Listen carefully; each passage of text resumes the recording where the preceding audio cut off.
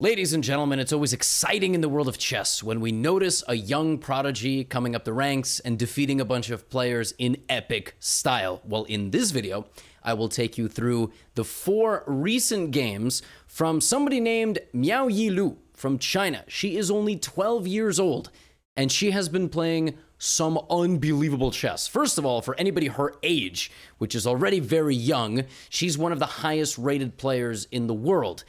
And particularly in the women's category, she's just on an astronomical pace. And we keep going the way we are right now, we might be talking about a potential world champion contender. Maybe Judith Polgar will have a little bit of a competition in the history books. But Miao Yi Lu is quite young, so we don't have to get a little too crazy, a little ahead of ourselves. For now, I just want to show you 4 amazing games. The last one was just breathtaking, but all of these games are awesome. And you may notice that I am traveling once again. Yes, and if you've been watching my channel for a long time, you will also realize that I've been in a similar setup before. So, yeah. About 2 months ago. All right, so please excuse the bright light from over there. Let's jump into these games. This first one is against somebody named Bharath Subramaniam. That's a grandmaster from India. This was an online rapid game in the kind of like the Champions Chess Tour, but for the challengers, for some young prodigies to be able to have opportunities to play against each other. Lu Miaoyi plays the Open Sicilian, and Black plays e6 and a6, so looking to play b5 and b4, but we're not interested in the sophisticated nature of the game. We're interested in what makes Lu Miaoyi so spectacular. Knight c6 on the board. Black has finished development, but is a little bit lagging behind, right? Which is why Black takes, lures White's knight into the center, kicks it out, and is just ready to proceed now along with bishop to e7 and castles. That's the way you should probably play this position, but here Black plays d6, which is not yet committing a piece out, and you cannot castle. So White, given that she has a very good chess understanding, develops her bishop and connects her rooks, right? No. In this position, Miaoyi plays a4, immediately challenging Black's position, not allowing Black to just castle and develop in castle. b4, and now she jumps in voluntarily to the center of the board. Knight d5 is, make no mistake, the loss of a piece. It's a full knight being lost. But if Black takes, and this is a very common idea against the Sicilian defense, which is over here. It's a very common idea in the Sicilian defense that, I apologize, I jumped ahead. It's a very common idea in the Sicilian defense when you have the opportunity to go to the center and your opponent hasn't castled yet, you're going to do this. Now, Black says, all right, what you got for me, kid?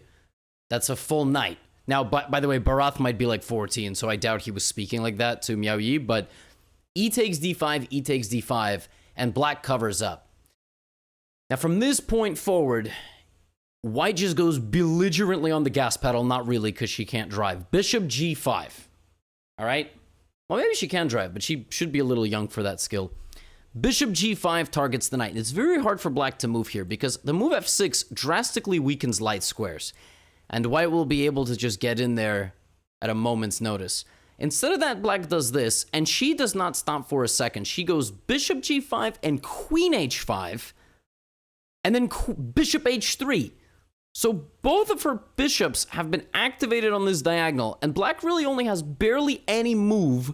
And let's add this rook as well. Black has one move here to defend things, and that's queen c4, which is a very obscure move. Black doesn't find that in place, king d8, trying to get out of one pin, but walking into another. And now White plays this move a5, taking away some more space for Black, making it difficult to move. Black plays f6, trying to kick the bishop out. But Black missed the idea. The idea of a5 was always to bring the bishop back, and suddenly this is a problem. And if you take knight takes d5 in this position to cover this, I do it anyway, because I'm threatening a checkmate. So Black in dire straits out here. The queen drops back. Here comes the bishop. Black's king is stranded in the center of the board as Lu Miaoyi chomps down the house. Rook takes e7, and Black resigns because there is no way to stop mate. Look at these pieces. King, 2 rooks all stranded on the back rank. Spectacular beatdown against a very formidable opponent, a grandmaster. But this was an online rapid game, so you say, oh, anybody can beat anybody online, right?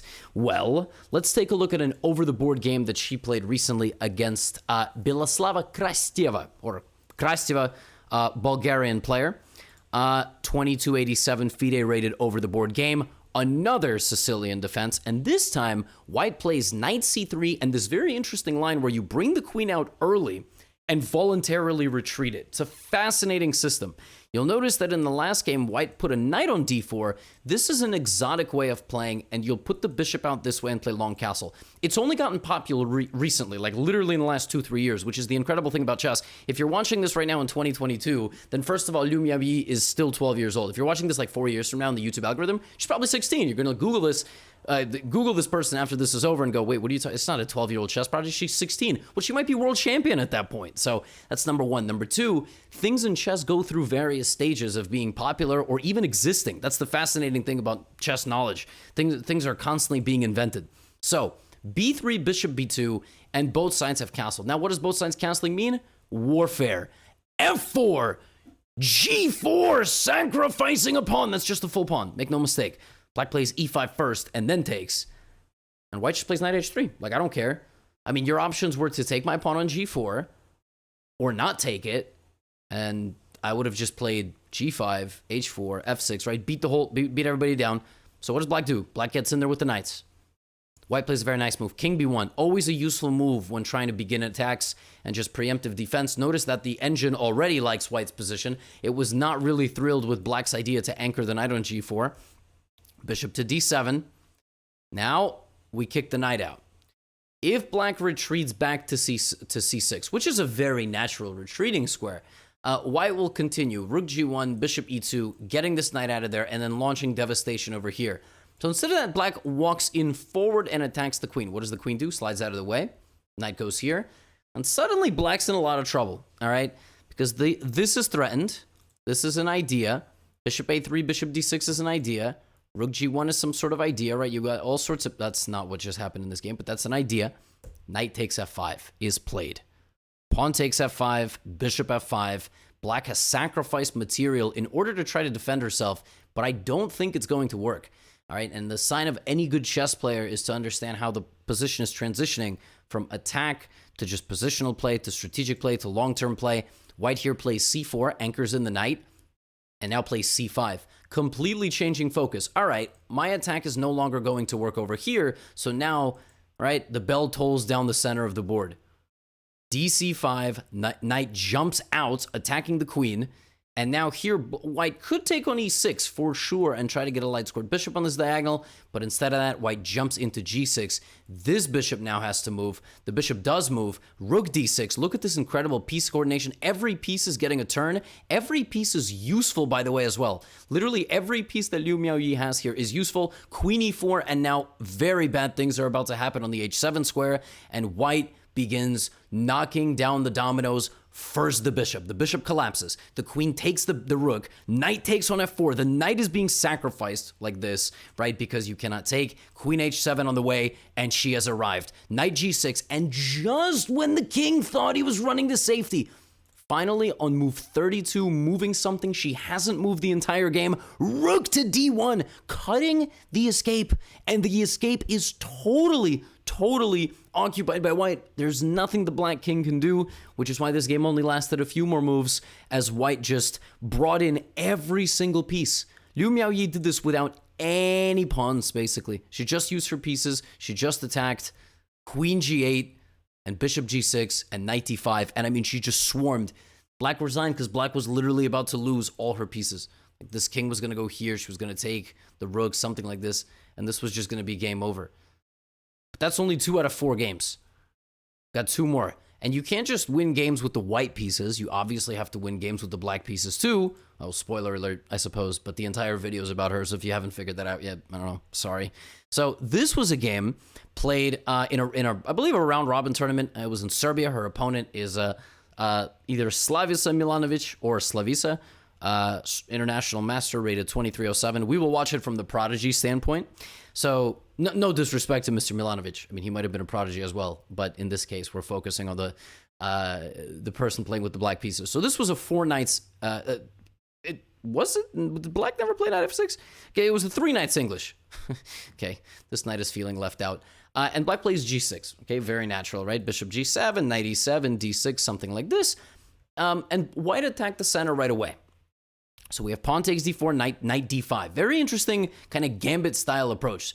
And the idea is to go bishop g5, just sort of trapping black a little bit. If black plays the move, for example, knight e7, there is knight to f6, which is just extremely unpleasant. It's not knight f6? What is the best move here? Computer just totally disagreed with me. Oh, there's some tricky line like knight takes d4. Yeah, there's an opening trap here. And I think it's like Karyakin fell for it. Andreykin Karyakin, or maybe Karyakin Andreykin, but he beat him in like 10 moves. There's this ridiculous line, and yeah, if bishop takes d4, it's queen d4. I remember this. Yep. If knight d4, then it's checkmate. Yeah, this is some ridiculous opening trap where white can win in like 7 moves. I thought it was just knight f6, but computer thinks I'm an idiot, but we all knew that anyway. Anyway, she doesn't fall for this trap, and she plays this in the responsible way and just starts booting black's pieces out of there. She plays queen b6, right? And essentially she's like, all right, well, this bishop is over here now, so the dark squares are destabilized, and I have a very powerful dark square juggernaut. So b2 is weak, c3 is weak, d4 is weak, everything is weak. Just going to attack over there, d5, cd, queen b4. Look at this geometry. This is hit, everything is under attack in the position, and I mean, she's just slaughtering an old man. It's kind of mean. Well, actually, I don't know how old Mr. Milanovic is, but yeah, it's just not very nice. You're supposed to respect your elders, except in chess. DC, 8, look at this. She allows white to take 1 pawn, 2 pawns, a5 played, and a4 is on the way, as well as a3, and there's just nothing white can do. It's like white just, I don't know, just never developed any pieces at all. White just played, I don't know what white was playing. Like the bishop got traded. So e3 played, and black just doesn't stop. She marches the pawn the entire length of the board, and the position's not lost yet, but it's very difficult for white to defend this. The pawn has now made it from a7 to b2, where it attacks the rook, and now knight c6, right? This is like a real game. This game almost doesn't feel real because it doesn't make sense for positions to look like this. Rook to a3, white plays king d2, a very natural move defending, and just castles. Just castles. And black just doesn't have enough defenses to deal with the wave of... white doesn't have enough pieces to deal with this wave of attack. Rook back to a5 to avoid danger, and now here comes the c-pawn. And the most insane thing is that white is up a pawn, and yet white is completely lost. Because the knight is going to take the rook, I'm going to take this, and now I have this, and my c-pawn is just going to march up the board. c4, bishop f5, c3, c2. White stops the queen, but then I take the pawn, and I just do this. It's check, the knight is hanging, and the game is over. She's just going to win the knight, and then she's going to queen, and she's going to be up 2 bishops. And listen, her opponent is pretty good, but cannot play a game down 2 bishops. Yeah, I mean, she just makes games look completely effortless. Like this game from start to finish, white was like, oh, I'm going to play some aggressive line. She's not going to know it. And not only did she know it, she knew every move, and then she played this with some insane board geometry, sacrificed a couple of pawns, and just pushed her a-pawn the entire length of the board. I mean, this game was ridiculous. But if you thought that game was ridiculous, yeah, the last game is... maybe you clicked ahead, because I told you in the intro that this was this really was an incredible game. This was played in the Serbian Women's League. And this might have been one of... I don't think so. She's probably played some very strong players over the board. But she's playing Lilit Mikrichan from Armenia, rated 2380, who plays the French because she probably saw the other people playing the Sicilian and getting essentially decapitated. So she was like, all right, I'll play a French. And this is a classical French. White now has bishop g5 here. White has e5 as the 2 main lines. Black also had to have decided not to play the winnower. So black plays the classical, and the knight goes back, and now white plays queen g4. Queen g4 is a pretty big sideline. The main line by far is the move f4, And then you do something like this. White tries to occupy the center with pawns and then pieces. The move queen g4 is a really weird move because you basically try to disallow black from moving the dark squared bishop. And if black plays g6, black has a bunch of dark squared weaknesses. And so it's sort of just, I don't know, it's kind of an exotic way of playing. It's not the best way of playing, as you can see, because computer immediately thinks that after c5, black is doing well. But this opening clearly suits her style, which her style is just demolishing people, if that's even a style. And now these squares are weak, so white plays the move knight b5. So white is ready to go knight d6 check, allow the knight to get captured, and then take on g7, right? We just talked about that being the entire idea. So black can go pawn takes pawn here, and black can also play g6. Those are the two moves. What black should not do is the move that was played in this game, which is knight c6. So clearly this opening experiment pays off for white because black just doesn't know the line, and black doesn't sense the danger. So the idea is bishop d6 and then queen g7, which is why you need to either take first to destabilize the center, or you need to protect against this. Black does neither of these things, and when you allow Miao Yu Lu to do what she wants, she will take everything that you've ever worked for, in the words of Nate Diaz. After, which fight did he have when he had that call out of Conor McGregor? Was it the Michael Johnson fight? I don't know. Anyway, knight d6 check. Here, queen takes g7. The rook is hanging, the bishop is hanging, and let's not forget, black just put a bunch of pawns on light squares, which means which color complex is weak? Very good. The dark square complex. Rook f8, pawn takes d6. Now black's in trouble. There is knight takes d4, though. It's not over. Knight c2 is a big threat, right? Queen b6. Now, any normal person here, okay, plays the move bishop d3 because it defends this. Or queen takes h7 because it defends this. Not the person playing with the white pieces because, while she might be normal, she is not a normal chess player, and she plays the move knight to f3. Which, if you played it, you would have been hanging a rook. She also hangs a rook, but it was calculated. Knight takes c2 check. Of course, if knight takes f3, that would have just been a trade. Knight takes c2, king to d1, and knight takes a1. A full rook has been lost. You can argue there is symbolic value of this knight being trapped. I will accept that argument. You can also argue that black has a bunch of pieces on the back rank, which we saw in the very first game of the video. Really doesn't work out well when she has the white pieces. And in this position, white plays the move bishop b5. The only move, by the way. It's the only move. So now this is pinned. The threat is bishop g5 and knight e5 and so on and so forth. And suddenly and only now does the computer go, wait a minute, this is actually very, very good for white, and I think that I'm winning. Well, I don't know why the computer just interjected itself, but queen b6, attacking the bishop. And again, a normal person here would probably counterattack with mate or something like that. Nope. Or defend. Nope. Rook to e1, which only would have been possible had she sacrificed the other rook and moved the king out of the center of the board. So this was all part of a coordinated plan. Rook e1 defends the bishop on b5 by tactics, because if queen takes b5, in this position we get rook takes e6, you cannot take because mate, and if king d8, it's just this, and it's not going to end well for the king in a few moves, so rook e1 tactically defends the bishop, but it doesn't tactically defend the pawn, and now black's king is safe, right? Nope. Bishop g5. Both bishops coming out exactly at the right moment, the rook coming out exactly at the right moment. And even though white is still down 7 points of material, white is completely winning because black cannot prevent the attack. But what attack am I talking about? Where is the attack? Rook e6 is not possible. This is not possible. So what if the knight goes to e5? There's no threat. There is a threat.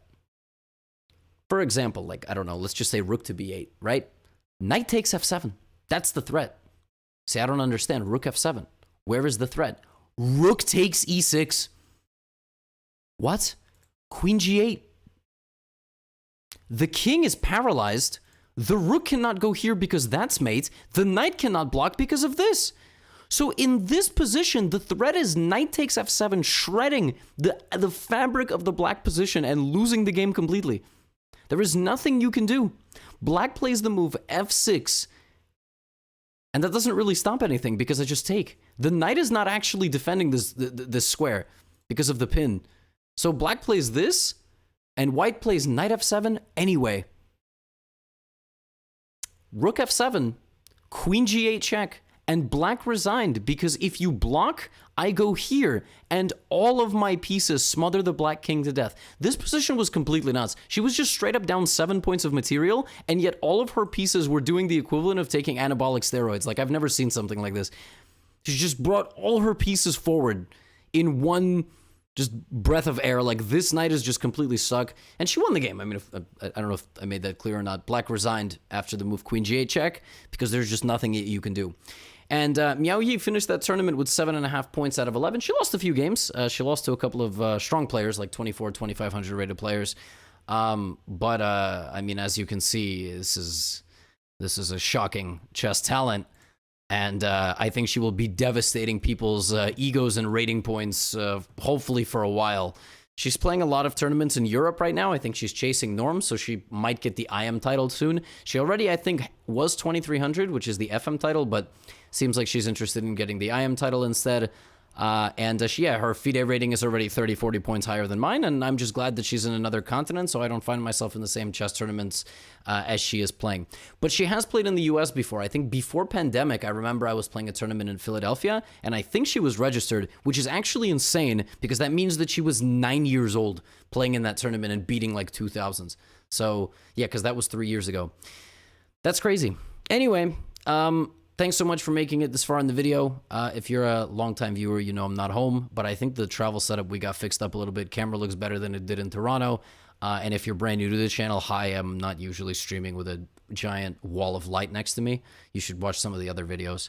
Anyway, that's Miao Yi Lu, and she's probably a better chess player than me and you. That rhymed. That's how we'll end the video. Get out of here.